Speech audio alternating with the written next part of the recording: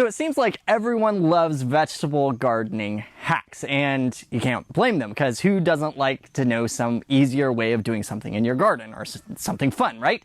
But sometimes it leaves you kind of scratching your head because you're like, do they really expect you to believe this?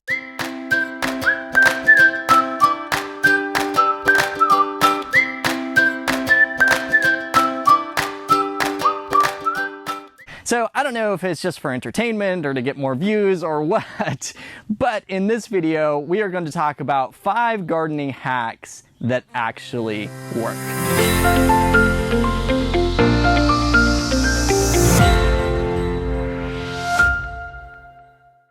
Hey, it's Paul here with Seedtime, and if you like gardening videos that actually give you results in your garden, then go ahead, hit that like button, subscribe to the channel, and get notified about our videos. Otherwise, let's jump right in. See, coming up very soon at the end of this video, I'm going to share with you our 3-step formula that took our collards from looking like this to looking like this.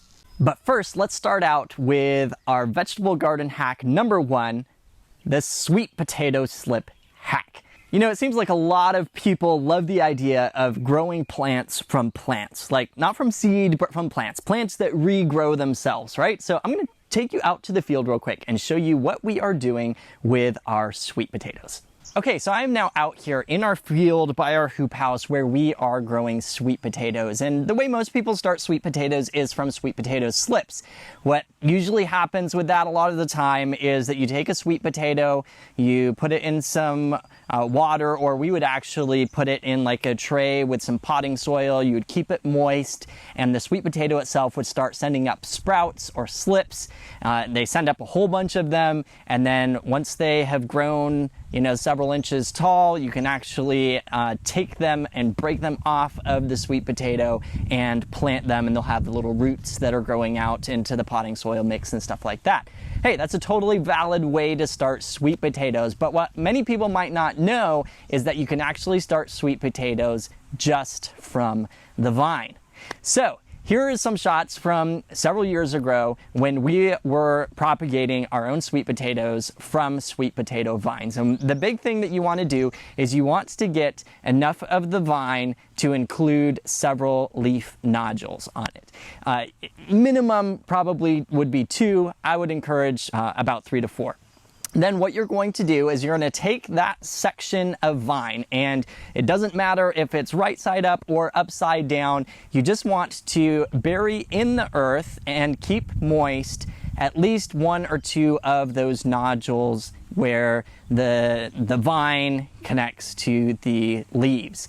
And then you're going to keep it moist, and the vine will actually start sending out roots into the ground and will propagate itself just from the vine. And like I said, whether it's upside down, right side up, the plant's going to figure it out. It'll start growing leaves out the top and give you beautiful sweet potato plants. The key here is make sure that you keep them moist as they're growing so that that rooting process can really get in. We just planted these ones here last night. It rained real hard, the ground's moist, and they might look a little bit wilty for the first few days as they're getting started, but as they grow up, they should turn into excellent, vibrant plants. So if you have a neighbor that is growing sweet potatoes and you want to get started growing some yourself, this is the fantastic way to get started super fast. Moving on to hack number 2, which is what I call our Pillbug collar hack. So many of you have seen these pillbugs or roly-poly bugs in your garden. In fact, it's often if you like turn over a rock or something like that, you might see them underneath, right? Well, sometimes these little guys can become quite the little pests, like in my mother-in-law's hoop house, where whenever she would plant little plants out, they would come and they would eat the starts of the plants. I don't think that they attacked so much of the larger plants. It was mostly the smaller plants that she was setting out and starting. So what can you do in that situation?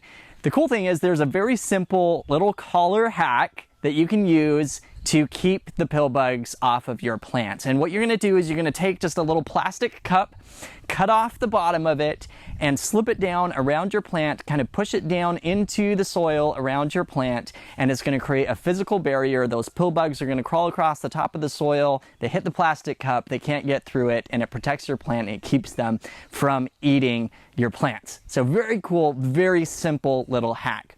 Now, sometimes pill bugs can become an apocalypse. Like they can just, for example, with our strawberries this year, we had pill bugs that were just absolutely demolishing them. And there is a very simple solution again, which is kind of cool. And that is that there is an organic listed product called Sluggo Plus that if you sprinkle around your plants, it has a bacteria in it called spinosad, which when the pill bugs eat it, they die. And so we did this with our strawberries. It worked wonderfully. It was fantastic. And I will post a link down below this video where you can grab some for yourself if you are having a huge problem with pill bugs. Moving on to hack number 3, which is our best harvest flavor hack. If you want to have the best tasting strawberries or the best tasting tomatoes, and really it could go to many different vegetables and berries in your garden, there is a simple little hack to get you there, and that is the timing of when you water and when you harvest. See, what happens is if you water your plants and then harvest them pretty quickly after that, like the same day or the next day, if it was a really big watering or if you had a really heavy rain or something like that, your fruit on your plants can actually become basically waterlogged, and it dilutes the flavor, it makes them taste a lot more bland.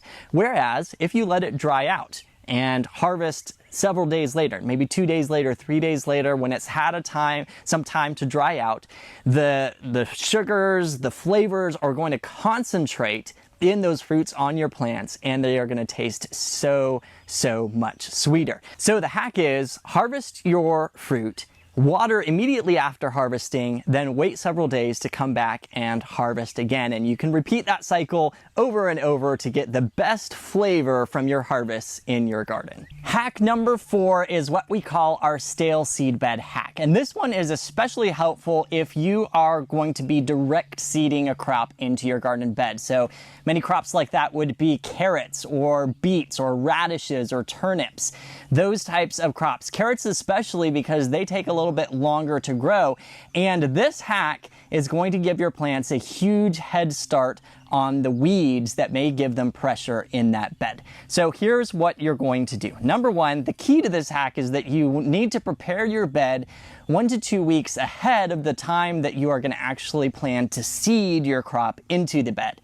Then you are going to water the bed so that it is moist, and you're going to get as many weeds to sprout in that bed as possible. You're going to let those weeds sprout just to where they're barely peeking out of the soil. In fact, a lot of them may even be sprouted underneath the soil where you can't even see them.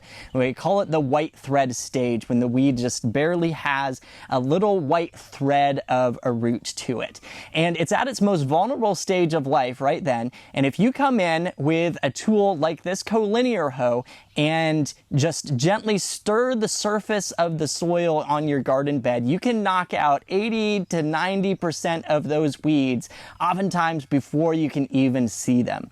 So you're just going to come in, gently cultivate that soil, and then seed your direct seeded crop into that garden bed after knocking out those weeds. In fact, you may want to cultivate, wait a day just to make sure that those weeds that got stirred up died, and then seed your crop in. And if you really want to get a super head start, you could do this process several times before you seeded the crop in. Water it, let the weeds grow, cultivate, water it again, let the weeds grow, cultivate, and then plant your crop in. And your direct seeded crop is going to have a huge head start on any weed pressure in that bed.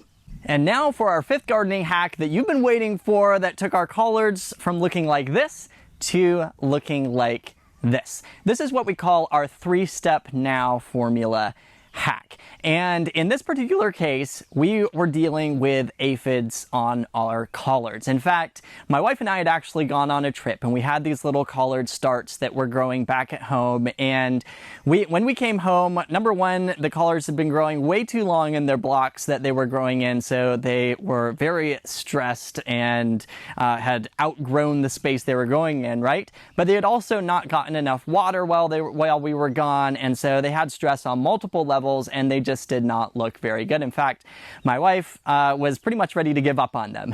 But I said, hey, let's give them a second chance, right? And let's give something a try. So we went ahead and we planted out our collards. Now, in this 3-step formula, it uses the acronym NOW, N-O-W. And it's specifically for when you need to deal with a plant that's been stressed from insect pressure. In this case, it was with aphids. So the N stands for, it's kind of tongue-in-cheek, nuke them, right? If you have a bad problem with insects and they're just completely destroying something in your garden, number one is you need to find some way to cut that population down so you can get things under control, right? So for the aphids, I took a very simple little hack, which is grab a couple squirts of dish soap, put it in a spray bottle and spray it directly on your aphids, and that will kill them on contact. It actually kills many bugs on contact. Now, depending on how natural your kitchen soap is, it may be organic or it may not. So if you want to stick to a purely organic solution, you can actually get an organic insecticidal soap, and I'll drop a link down below this video in the description where you can grab a bottle for yourself. Then, once you have gotten rid of your aphid problem, the next thing is that plants really need good nutrients and water to really thrive. And a thriving plant is actually more resistant to disease and insect pests than a stressed one. So many people just stop with getting rid of the insect, but the next step is to organically fertilize. That's the O in the NOW formula, organically fertilize. So we took a natural fertilizer, we put it on our collards there, and then the W stands for water it in well. Make sure that they get a good watering. And would you believe it, 21 days later, our collards looked like this. It's a radical transformation, and it's something that can happen in your garden too. And by the way, if you want a recommendation on a good organic fertilizer, there's one called Down to Earth Vegan Mix, which is a great kind of broad spectrum range fertilizer that you could go and use on your garden plants. I'll drop a link down below in the description to that as well. So there are 5 gardening hacks that actually work in your garden, and go take them, go use them in your garden, and we can't wait to hear how they work for you. But just before you go, we've got a couple little freebies for you. Number one is we are giving away our Ultimate Garden Pest Cheat Sheet. This is a quick insect pest lookup guide. It's got pictures of the different insects or organic natural ways that you can deal with them if you're having problems with them in your garden. It even includes our organic garden pest toolkit, as it were, of things that you might want to have on hand in case you have insect problems in your garden. Plus, if you like getting seeds, we've got a 20% off discount coupon you can grab down in the description below. So go check all of those things out. And once again, if you like gardening videos that actually make a difference in your garden, please like this video, subscribe to this channel, get notified for our future videos, and we'll catch you next time.